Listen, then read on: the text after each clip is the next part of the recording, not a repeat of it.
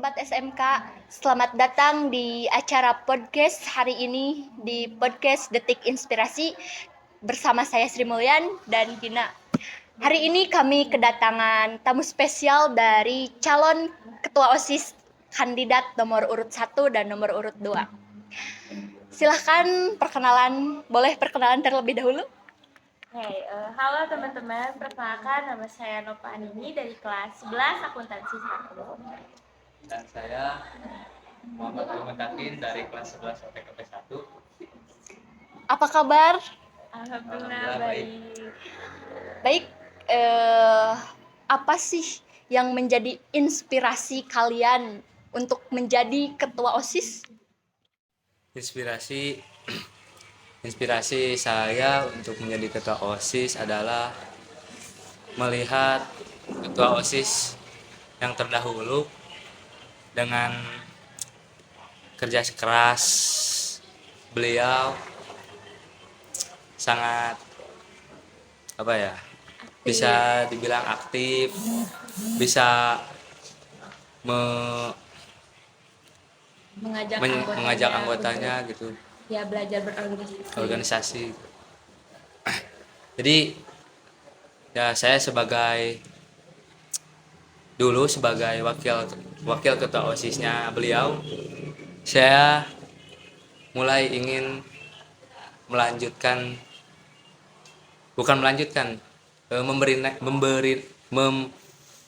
memberanikan diri untuk mencalonkan ketua OSIS gitu.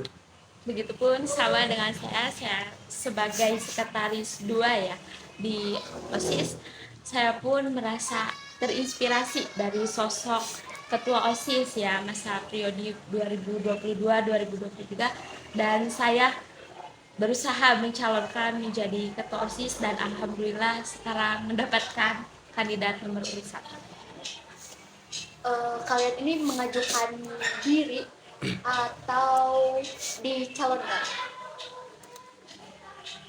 Untuk itu sih lebih ke tepatnya kayak kita tuh dicalonkan, cuman kitanya juga kepengen sih kayak pengen mencalonkan diri gitu, cuman ya kita juga dicalonkan oleh ketua OSIS. Mungkin dilihat dari sisi kita yang aktif mungkin ya di organisasi, mungkin seperti itu. Bagaimana sih cara supaya siswa-siswi lainnya termotivasi dengan kalian?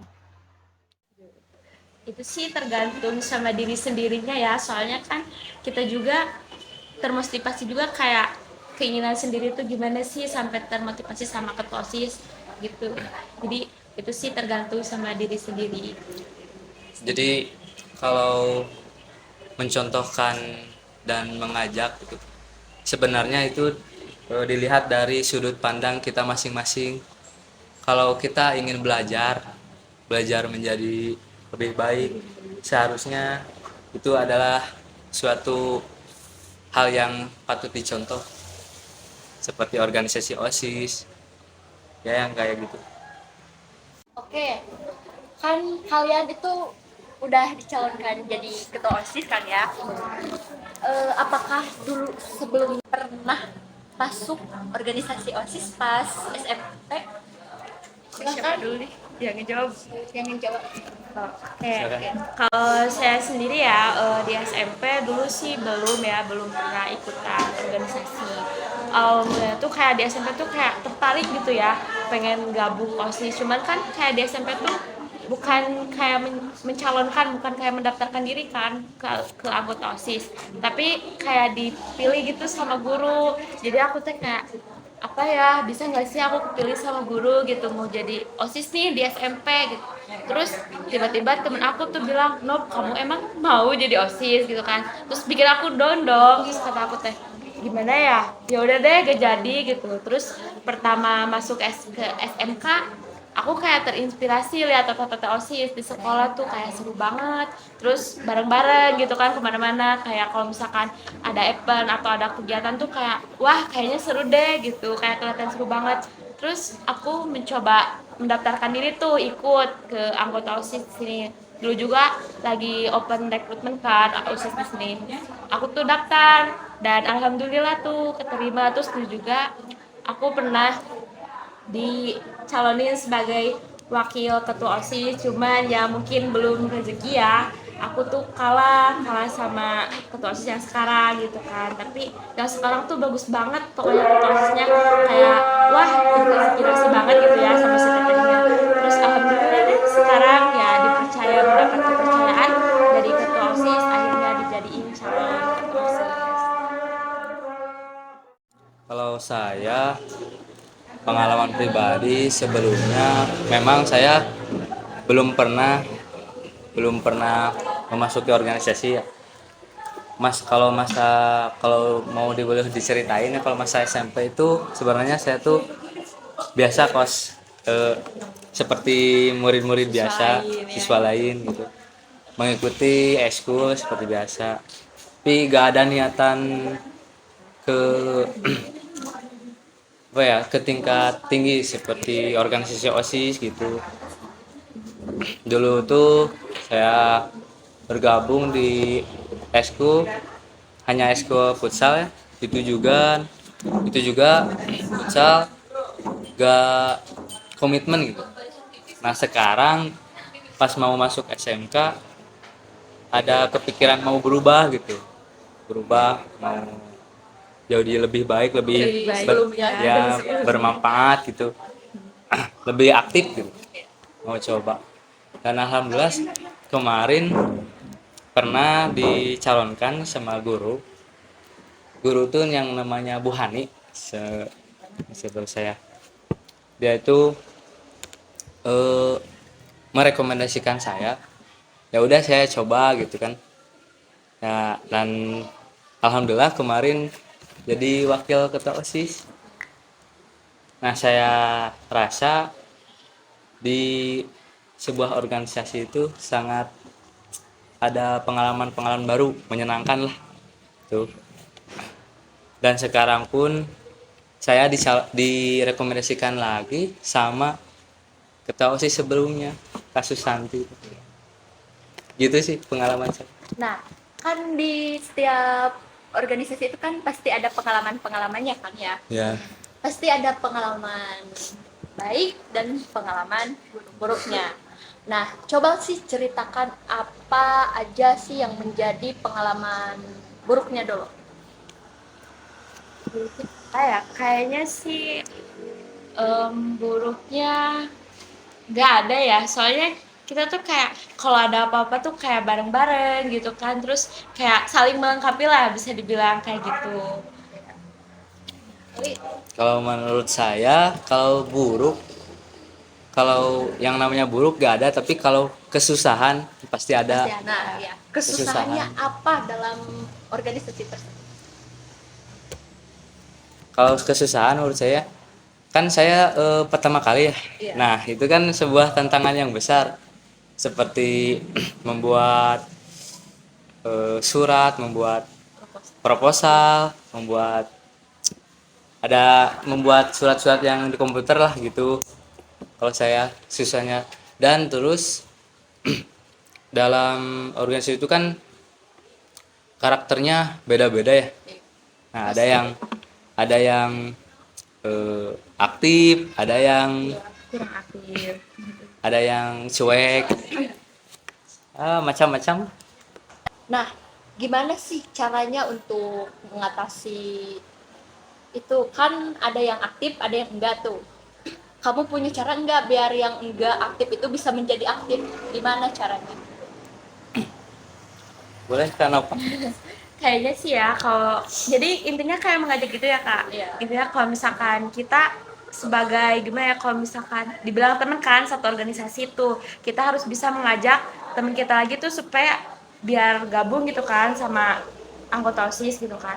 Terus cara mengajaknya tuh kayak ayo gabung gitu. Terus gimana aja deh pokoknya bikin dia nyaman senyaman mungkin, bahwa di organisasi itu gak seburuk yang mereka pikirkan gitu. Jadi buat aja dia senyaman mungkin gitu. Ya mungkin seperti itu. Menurut saya ya, kalau orangnya cuek kayak gitu, sebelumnya saya akan menjelaskan terlebih dahulu kan, karena organisasi itu kan bekerja Sama. sama-sama kan ya, itu mau gak mau ya seharusnya dapat bisa dibedakan gitu, di mana di luar organisasi, mana di dalam organisasi. Kalau di dalam organisasi itu kan harus kompak, harus saling mendukung, saling melengkapi. Itu mau gak mau itu harus sebenarnya. Dan itu juga menurut saya eh, termasuk apa ya, tahap pembelajaran supaya kita tahu dunia organisasi itu bagaimana, apa masalahnya, apa yang harus diselesaikannya, menurut saya itu. Setelah kalian masuk OSIS di SMK, gimana perasaan? Senang ya, senang banget bisa apa ya, kenalan sama banyak teman gitu kan. Apalagi kalau kita tuh kayak dapat pengalaman lebih banyak gitu. Selebihnya sih senang, tapi sebenarnya seneng banget gitu karena kita tuh bisa dapat teman banyak, bukan di kelas aja gitu dapat teman. Jadi di luar kelas pun kita juga dapat teman gitu. Kalau saya ya yang pertama dapat pengalaman baru, pengalaman baru, dapat banyak-banyak cerita macam-macam lah. Ada cerita menyenangkan, ada cerita kesel ya Pokoknya gitu. kayak rumah kedua ya di organisasi OSIS itu Iya. kayak rumah kedua gitu. Cerita keselnya gimana? Kalau ceritanya kesel ya gini Kak, misalkan eh, kalau dalam masalah kerja ini keselnya dalam masa kerja. Kalau misalkan ditugaskan itu begini, tapi si dianya itu Susah diatur. susah dan sudah diberitahu belum mengerti gitu. Kayaknya macam-macam lah, macam-macam orang ya, Beda orang, beda ya sinyal, beda gitu. sinyal. Kalau cerita senengnya, kalau boleh tahu? Senangnya kalau misalkan senangnya apa ya, bisa dibilang kita tuh kayak punya tempat buat curhat, kayak punya teman buat curhat, terus kita juga bisa menemukan teman yang sefrekuensi sama kita, terus kita juga bisa ya intinya saling tukar cerita lah. Jadi organisasi itu bukan buat kerja mulu ya, jadi kita juga bisa cerita gimana tuh keadaan kita sekarang, kita tuh lagi down apa atau lagi seneng nih, cerita ke teman organisasi itu asik banget pokoknya gitu sebenarnya. Ya senangnya ya kita kan punya teman yang beda kelas gitu kan, dari kakak kelas, dari yang sekarang kan adik kelas. Senang lah Jadi jadi memperbanyak teman gitu Iya, gitu. ya memperbanyak apa ya, pertemanan gitu. Dan apa ya, pertemanan belum memperluas ya kok, memperluas apa ya, memperluas wawasan kan beda-beda ya, pola pikir orang seseorang gitu. Kalian kan udah masuk dulu kan di periode 22 Sebelum. sampai 2023. Nah, kalian waktu menjadi anggota OSIS, Kak Ali kan menjadi wali wakil ya. Wakil. Kak Nopas sebagai sekretaris, ada nggak sih kendala yang membuat kalian itu jengkel banget ke siswa lain? Banyak banget sih ya itu Ah, sih. ke teman Kalau- seorganisasi. Kalau ke teman seorganisasi ya pasti ada. ada, tapi buat kita ya mau gak mau harus dimaklumin ya, karena itu kan dalam kita juga dalam pembelajaran dan proses pembelajaran ya, itu pasti ada. Kalau belajar ya pasti harus ada salahnya gitu. Jadi buat itu pengalaman, buat itu eh, jadikan sebagai sebagai pengalaman dan pelajaran buat kedepannya. buat kedepannya. Biar nggak gitu lagi. Tapi sekarang gimana perasaannya? Kan sekarang udah mau jadi calon ketua OSIS kan ya. Perasaannya gimana? Aduh, rasanya tuh gak bisa ditebak ya. Seringnya ada, terus kita takutnya juga ada. Takutnya kayak kita tuh gak bisa apa ya? Gak bisa kayak memenuhin apa sih keinginan siswa gitu kan. Terus gak bisa mengayomi lah intinya. Terus kita juga takut gak bisa bertanggung jawab. Bukannya kita gak bisa bertanggung jawab, tapi selebihnya kayak takut aja gitu. Gak percaya diri. Ya, gak percaya diri, bener banget gak percaya diri. Tapi di sisi lain juga kita tuh harus berusaha gitu ya, harus berusaha percaya diri supaya kita tuh bisa nunjukin ke orang-orang kalau kita itu terbaik dan bisa gitu. Kalau Ali gimana Ali? Ya kalau saya ya senang, dan itu juga kan karena kita kan sebagai generasi baru harus ada penerus.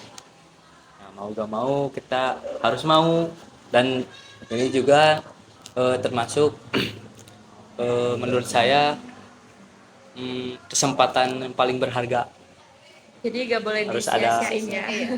harus pengalaman ya gitu.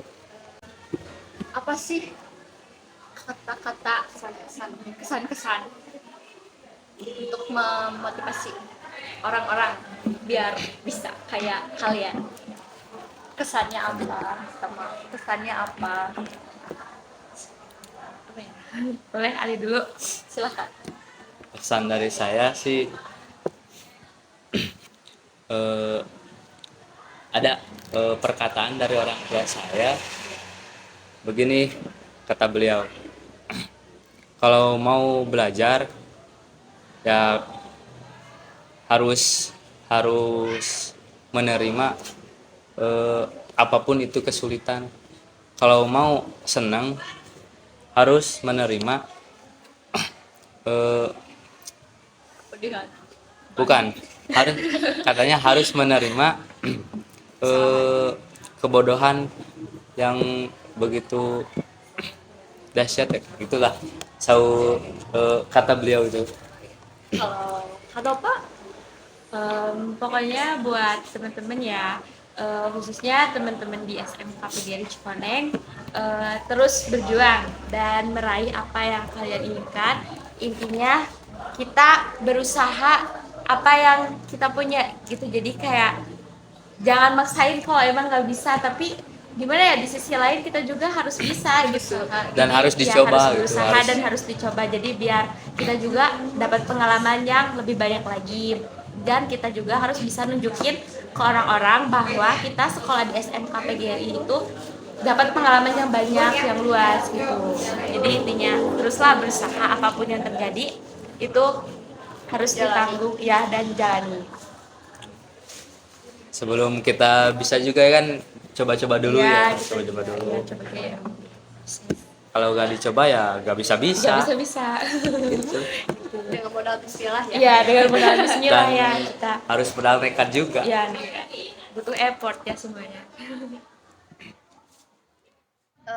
barangkali ada yang ingin disampaikan mengenai pemilihan ketua OSIS untuk kedepannya.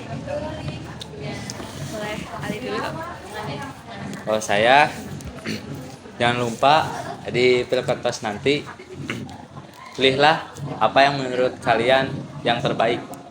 Dan saya di sini sebagai kandidat calon nomor 2 dan memohon untuk dukungannya supaya bisa terpilih. Itu saja. Oke, untuk nanti Pilketos 2023-2024 tentukan pilihan yang terbaik dan jangan lupa dukung nomor urut 1. Terima kasih kepada Nova dan Ali. Mungkin itu saja. Burung Irian, burung cendrawasih, cukup sekian dan terima kasih.